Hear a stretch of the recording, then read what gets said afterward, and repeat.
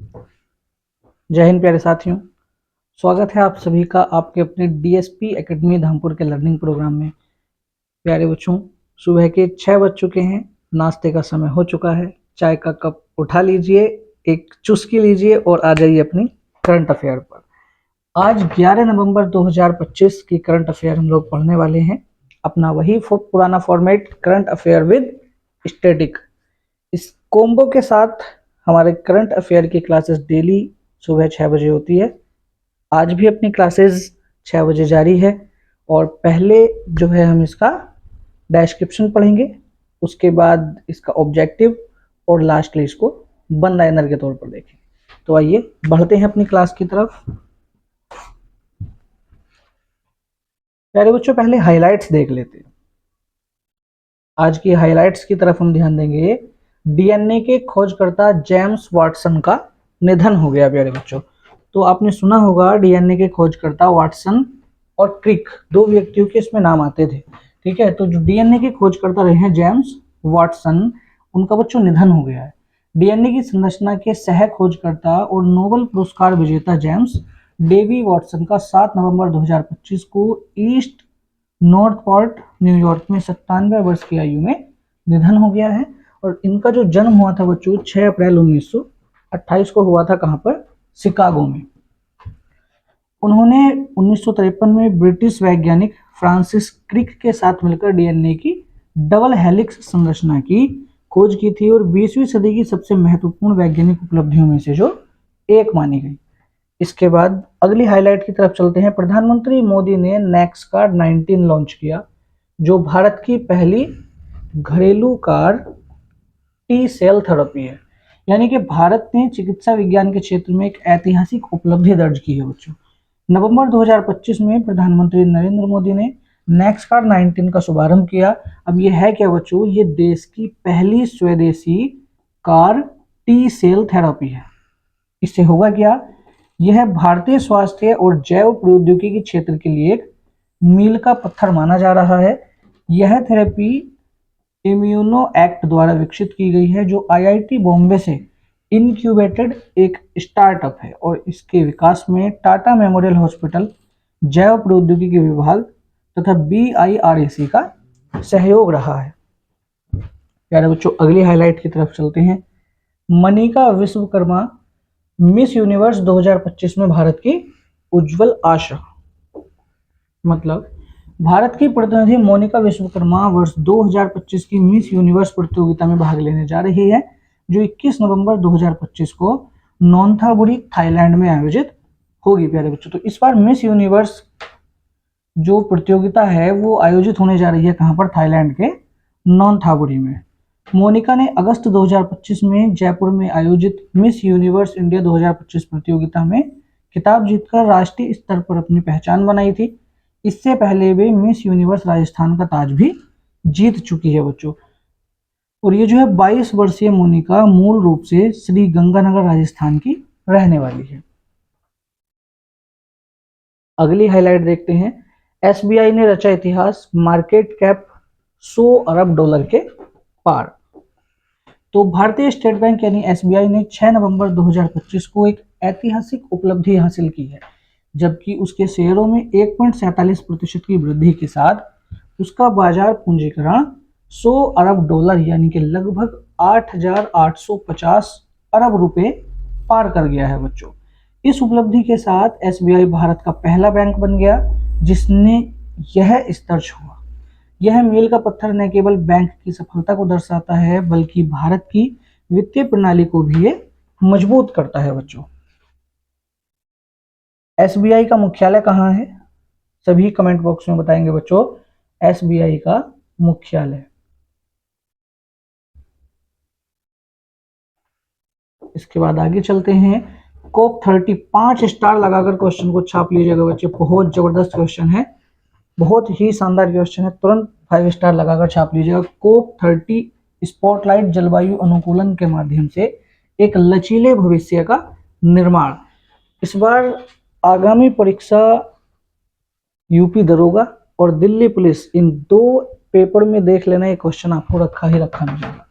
आगामी COP 30 जलवायु शिखर सम्मेलन नवंबर 2025 में ब्राजील के वेलम में ये आयोजित होगा, जहां मुख्य फोकस रहेगा बच्चों की क्या, जलवायु अनुकूलन पर। यह सम्मेलन संबंध से आगे बढ़कर उन व्यापारिक कदमों पर केंद्रित होगा जो बदलते जलवायु प्रभावों के साथ सामंजस्य स्थापित करने में मदद करेगा। जलवायु अनुकूलन का उद्देश्य प्राकृतिक और मानव प्रणालियों को इस प्रकार तैयार करना है कि नुकसान को कम करके उसमें लचीलापन लाया जा सके। अगली हाईलाइट की तरफ बढ़ते हैं। सीतारमण और मल्होत्रा ने भारत के बैंकिंग क्षेत्र को नया आकार देने हेतु साहसिक सुधार एजेंडा तैयार किया है। आइए इसके विषय में जानते हैं। भारत वित्त मंत्री निर्मला सीतारमण और आरबीआई के गवर्नर संजय मल्होत्रा, आरबीआई के गवर्नर कौन है बच्चों वर्तमान में, संजय मल्होत्रा, इनके नेतृत्व में एक नए बैंकिंग सुधार युग की ओर अग्रसर है। इसका प्राथमिक उद्देश्य देश की तीव्र आर्थिक क्षमता के अनुरूप एक विश्व स्तरीय प्रतिस्पर्धा और पूंजीगत रूप से सशक्त बैंकिंग प्रणाली का निर्माण करना है। भारत की बढ़ती अर्थव्यवस्था को ऐसे बड़े बैंकों की आवश्यकता है जो घरेलू और वैश्विक स्तर पर कार्य कर सके, साथ ही एमएसएमई उद्योग और विशाल अवसंरचना क्षेत्रों को ऋण मांगों को भी पूरा करने में सक्षम है। आगे बढ़ते हैं। जलवायु वार्ता के 30 वर्ष, प्रगति, नुकसान और संकट में गृह। बहुत बहुत इंपॉर्टेंट प्रश्न है प्यारे बच्चों। तो संयुक्त राष्ट्र जलवायु सम्मेलन 2025 का आयोजन कहाँ किया जा रहा है? तो ये किया जा रहा है बच्चों ब्राजील के बेले शहर में, जिसने 1995 में शुरू हुई जलवायु वार्ताओं को 30वीं वर्षगांठ को चिन्हित किया। इस सम्मेलन का मुख्य उद्देश्य 3 दशकों की जलवायु नीतियों, वादों और प्रगति की समीक्षा करना तथा भविष्य के लिए प्रभावी जलवायु कार्रवाई और ऊर्जा संक्रमण का रोड मैप तैयार करना है। अब इसकी जो समीक्षा की गई उसमें यह पाया गया कि 1995 के बाद से ग्रीन हाउस गैस उत्सर्जन में कितने प्रतिशत की वृद्धि हुई है बच्चों? 34% की। अगली हाइलाइट्स की तरफ चलते हैं। मोस्ट इंपोर्टेंट प्रश्न है प्यारे बच्चों आज का, 5 स्टार लगाकर छापिएगा। राष्ट्रीय शिक्षा दिवस, तो बच्चों प्रत्येक वर्ष राष्ट्रीय शिक्षा दिवस मनाया जाता है 11 नवंबर को। सबसे इंपॉर्टेंट चीज जो है किनकी स्मृति में ये मनाया जाता है? तो भारत के पहले शिक्षा मंत्री की स्मृति में, और भारत के पहले शिक्षा मंत्री थे मौलाना अबुल कलाम आजाद। तो मौलाना अबुल कलाम आजाद की जयंती पर प्रत्येक वर्ष 11 नवंबर को राष्ट्रीय शिक्षा दिवस मनाया जाता है बच्चों। और पहली बार राष्ट्रीय शिक्षा दिवस कब मनाया गया था प्यारे बच्चों? तो ये मनाया गया था 2008 में। अब यहां हाइलाइट्स कंप्लीट होती हैं, इसके बाद हम देखते हैं आज के ऑब्जेक्टिव प्रश्न। तो डीएनए की डबल हेलिक्स संरचना की खोज वाटसन ने बच्चों किसके साथ मिलकर की थी? तो प्रश्न का आंसर होगा फ्रांसिस क्रिक। डीएनए की संरचना के सह खोजकर्ता और नोबेल पुरस्कार विजेता जेम्स डेवी वाटसन का 7 नवंबर को बच्चों निधन हो गया है। 6 अप्रैल 1928 को इनका जन्म हुआ था और 1953 में वाटसन ने फ्रांसिस क्रिक के साथ मिलकर डीएनए की डबल हेलिक्स संरचना की खोज की थी बच्चों। आगे बढ़ते हैं। NACS-CAR19 क्या है? तो अभी अभी हमने हाइलाइट्स में इसको समझा था। ये NACS-CAR19 क्या है बच्चों? भारत की पहली स्वदेशी कार टी सेल थेरेपी। ये किस क्षेत्र से संबंधित है? तो चिकित्सा से संबंधित है। चिकित्सा विज्ञान में भारत ने एक नई उपलब्धि हासिल की है प्यारे बच्चों। देश की पहली स्वदेशी car T cell therapy NACS-CAR19 का इसमें शुभारंभ किया गया और इसे इम्यूनो एक्ट ये तैयार किसके द्वारा किया गया? IIT बॉम्बे के ने टाटा मेमोरियल हॉस्पिटल DBT और BIRAC के सहयोग से विकसित किया है। यह थेरेपी मुख्य रूप से बी सेल ब्लड कैंसर और ल्यूकीमिया और लिम्फोमा के इलाज के लिए उपयोगी है बच्चों। तो किस क्षेत्र में ये उपयोगी होने वाली है? ये किस चीज के लिए मानव जीवन में सुधार लाएगी बच्चों? तो B cell blood cancer, leukaemia और लिम्फोमा के इलाज में इसका प्रयोग होने वाला है। इसके बाद अगले प्रश्न की तरफ बढ़ेंगे। मिस यूनिवर्स 2025 प्रतियोगिता कहां आयोजित होगी प्यारे बच्चों? तो प्रश्न का सही जवाब होगा थाईलैंड के नानथाबुरी में। 21 नवंबर 2025 को थाईलैंड के नानथाबुरी में मिस यूनिवर्स प्रतियोगिता का आयोजन होने जा रहा है, और जिसमें भारत से हिस्सा ले रही है कौन? श्री गंगानगर राजस्थान की रहने वाली 22 वर्षीय मोनिका। अगले प्रश्न की तरफ बढ़ते हैं। भारतीय स्टेट बैंक का बाजार पूंजीकरण 6 नवंबर 2025 को किस स्तर को पार कर गया? प्यारे बच्चों, बहुत बहुत इंपॉर्टेंट प्रश्न है। प्रश्न का सही जवाब होगा 100 अरब डॉलर, यानी भारतीय रुपए में कितना होगा ये? 8,850 अरब रुपए।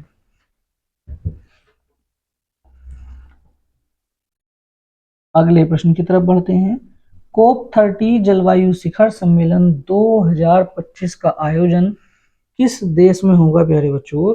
तो इस प्रश्न का आंसर होगा ब्राजील, और ब्राजील के किस शहर में? बेलेम शहर में। नवंबर 2025 में ब्राजील के बेलेम में आयोजित होने वाला कोप 30 जलवायु शिखर सम्मेलन जलवायु अनुकूलन पर केंद्रित होगा। 5 स्टार लगाकर बच्चों इस क्वेश्चन को छाप लीजिएगा। यह सम्मेलन जलवायु परिवर्तन के प्रभावों से निपटने के व्यावहारिक उपायों पर जोर देगा। जलवायु अनुकूलन का मानव उद्देश्य और प्राकृतिक प्रणालियों का इस प्रकार तैयार करना कि नुकसान कम हो और लचीलापन बढ़ जाए। संयुक्त राष्ट्र के जलवायु प्रमुख साइमन स्टील ने कहा, यानी कि ये जो अपने विचार इस पर कोप 30 में दिए हैं, ये किसने दिए हैं प्यारे बच्चों? संयुक्त राष्ट्र के जलवायु प्रमुख साइमन स्टील ने।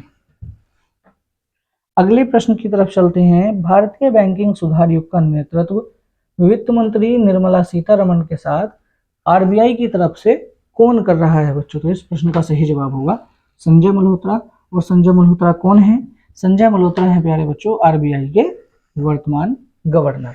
तो भारत वित्त मंत्री निर्मला सीतारमण और आरबीआई गवर्नर संजय मल्होत्रा के नेतृत्व में एक नए बैंकिंग सुधार युग की ओर बढ़ रहा है, जिसका लक्ष्य देश की तीव्र आर्थिक क्षमता के अनुरूप एक विश्व स्तरीय प्रतिस्पर्धी और पूंजीगत रूप से सशक्त बैंकिंग प्रणाली तैयार करना है। इसके बाद आगे बढ़ते हैं। किस ऐतिहासिक जलवायु समझौते को कोप प्रक्रिया की सबसे बड़ी सफलता माना जाता है प्यारे बच्चों? तो प्रश्न का सही जवाब होगा पेरिस समझौता। और कब हुआ था पेरिस समझौता? 2015 में। संयुक्त राष्ट्र जलवायु सम्मेलन कोप 2025 ब्राजील के बेले में आयोजित होगा, जिसमें जलवायु वार्ताओं की 30वीं वर्षगांठ को चिन्हित किया गया है। इस सम्मेलन में 3 दशकों की प्रगति की समीक्षा की है, जहां पाया गया कि 1995 के बाद से प्यारे बच्चों कार्बन के उत्सर्जन में कितनी वृद्धि दर्ज की गई है? 34%। और वैश्विक तापमान 1.5 सेंटीमीटर के करीब पहुंच रहा है।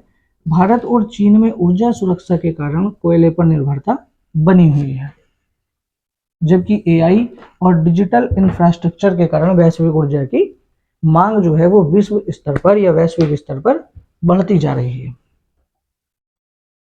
इसके बाद बात करेंगे राष्ट्रीय शिक्षा दिवस किस तारीख को मनाया जाता है बच्चों? तो इस प्रश्न का आंसर होगा 11 नवंबर। बहुत इंपॉर्टेंट प्रश्न है, रट्टा मार लीजिएगा इसका। किसकी स्मृति में मनाया जाता है बच्चों? ये मौलाना अबुल कलाम आजाद, जो भारत के पहले शिक्षा मंत्री थे, उनकी जयंती पर ये मनाया जाता है। इनको सम्मान देने के लिए। इसका उद्देश्य क्या है मनाने का प्यारे बच्चों? इसका उद्देश्य शिक्षा का महत्व रेखांकित करना, साक्षरता का प्रसार करना और छात्रों में नवाचार को बढ़ावा देना है, जिसकी शुरुआत भारत सरकार ने कब की थी प्यारे बच्चों? 2008 में। यानी कि पहली बार राष्ट्रीय शिक्षा दिवस मनाया गया था 2008 में। स्वतंत्रता के बाद मौलाना आजाद ने आधुनिक वैज्ञानिक और धर्मनिरपेक्ष शिक्षा प्रणाली की नींव रखी थी। इसके बाद आज के वन लाइनर प्रश्नों की तरफ बढ़ते हैं।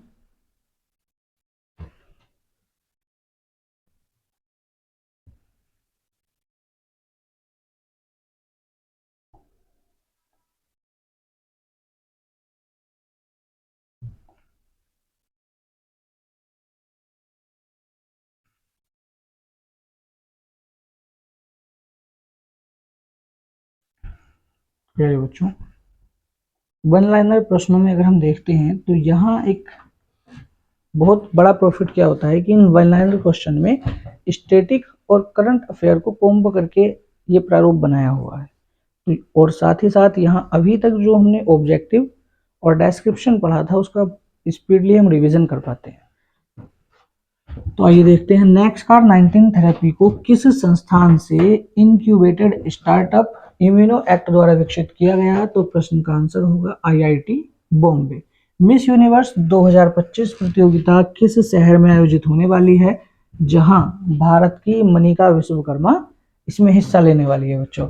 तो प्रश्न का आंसर होगा नांथाबुरी, थाईलैंड में। ये जो मनिका विश्वकर्मा है प्यारे बच्चों, ये कहाँ की रहने वाली है, गंगानगर, राजस्थान। कहाँ की रहने वाली है, गंगानगर, राजस्थान की। और इनकी जो आयु है वो कितनी है प्यारे बच्चों, 22 वर्ष। 6 नवंबर 2025 को 100 अरब डॉलर यानी कि 8,850 अरब भारतीय रुपया का बाजार पूंजीकरण पार करने वाला भारत का पहला बैंक कौन सा बना है। तो भारतीय स्टेट बैंक यानी स्टेट बैंक ऑफ इंडिया। बहुत बहुत इंपॉर्टेंट प्रश्न है। अगला प्रश्न प्यारे बच्चों 5 स्टार लगाकर छाप लीजिएगा। वित्त मंत्री निर्मला सीतारमण के साथ भारत के बैंकिंग सुधार युग का नेतृत्व आरबीआई की ओर से कौन कर रहा है। तो आरबीआई के वर्तमान गवर्नर। और वर्तमान आरबीआई के गवर्नर कौन है प्यारे बच्चों, संजय मल्होत्रा। राष्ट्रीय शिक्षा दिवस 2025 की थीम आज का बिल्कुल मोस्ट वांटेड क्वेश्चन है, तुरंत हाईलाइट कर लीजिएगा इसको और 5 बार लिखकर देखिएगा। ये क्वेश्चन माइंड से जाना नहीं चाहिए क्योंकि पेपर में ये ऐसे का ऐसा ही छपा हुआ मिलने वाला है। राष्ट्रीय शिक्षा दिवस 2025 की थीम क्या है प्यारे बच्चों, innovative education for inclusive growth. अगले प्रश्न की तरफ चलते हैं।